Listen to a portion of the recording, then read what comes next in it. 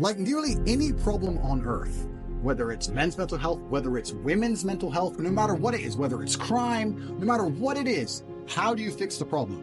By building men of caliber, by building men of capability and status and honor and dignity, and by building men of ability to be good standing citizens who are respected by their peers.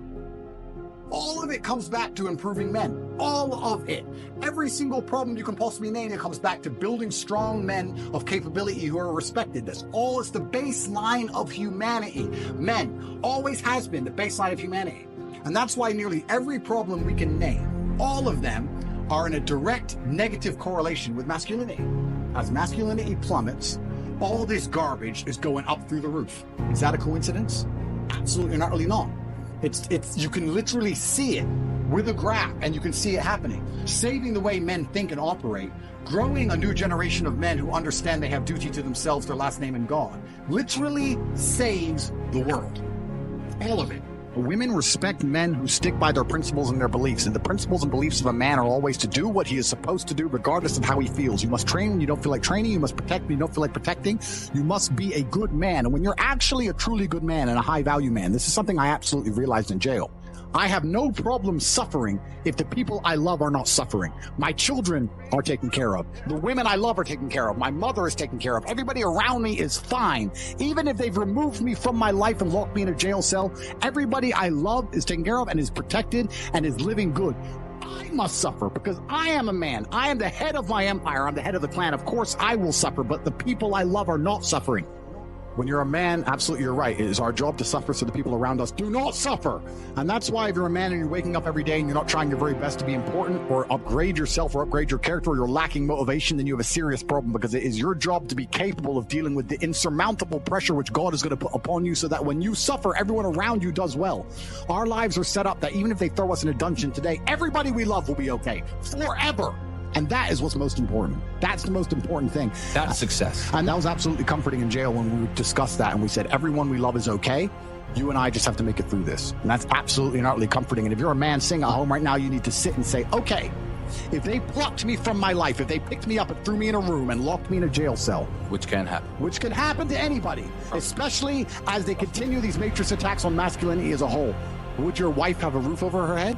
Would your children eat? Would your family be okay? Think about these things. This is what you're working for. You're not working to make money so you can buy a Lamborghini. You're working to make money, and you're thinking outside of the box, and you're becoming your best version of yourself, so all the people around you will always be okay no matter what happens. It is your job as a man to suffer. And we did our job fantastically, absolutely and utterly as we should. We always will. And we always will. And everybody around us was okay. And that is extremely comforting in times of hardship, because we're built for suffering. We were absolutely and utterly built for suffering. No matter how close I came to crying inside of that jail cell, I knew all the people around me were safe and all the people around me could eat. And that's all I cared about. I used my phone calls. When I would call other people and they were asking me how I was, I'd say, we don't want to talk about me. How are you? Are you okay? Are you okay with the media pressure? Are you okay? Are your bills paid? Do you have money? Can you eat? I'm in a jail cell in Romania. I'm making sure that everyone I love is okay. But I don't need them to sit and worry about me. I worry about them. I sat in a jail cell making sure I could fix the problems for the people I love outside in the free world from a dungeon. That is what a man does. And you must prepare and set up your life for that. You must be prepared to be plucked from life. And understand that everybody around you who once relied on you will still be relying on you, even when you sit in that jail cell. It's still up to you. You are still the man of the household. You are still the top G of your life. Only you. And if you don't pay the bills, who's going to do it? Your wife's just going to what? Go get a job, get like 5 jobs and raise your kids? How's she going to do that? You must be prepared for these things. That is what you're working for. So if you wake up every day as a man, and you say, I don't have motivation to become strong. I don't want to work hard and get rich. I don't want to try and become financially free. What you're saying is that the second you disappear from your matrix-controlled job, everyone who loves you and respected you and relied on you is going to starve? How can you live that way as a man? Absolutely and utterly unacceptable. If you look at anything that builds a man into a man, there's a degree of suffering. So many men say, I want to be the man, but they don't want to suffer. They don't want to fight. And I don't understand why, because even if you look at a superhero movie, they tell you, even in superhero movies, they make it very clear. Batman's parents died. That's why he's Batman. It's very hard to become a man and have a man who's respected and has stories and is capable when he only had a nice life and nice experiences. It's usually the things that made you the best version of you are usually the worst things that happened to you. All the bad things have to happen. There's no way to get there without the bad things. Where do you find the strength when you're in these difficult situations? I always find the strength from my last name. I'm Andrew Tate. So I just have to do it. I'm in a Romanian jail cell. I wake up, there's cockroaches in my bed. They're all over my face. What am I going to cry? Am I going to go and sign a piece of paper and say I'm guilty? I'm going to sell my brother out? No, I'm going to take the cockroaches off my mouth. I'm going to do some push-ups because I'm Andrew Tate. When shit really gets hard, honor and courage and bravery and your last name is all you've ever had. Especially with men, none of them are bestowed with the things that the masculine essence needs to be a good man. You need pride, you need honor. Matrix media, they say, why did you get so big?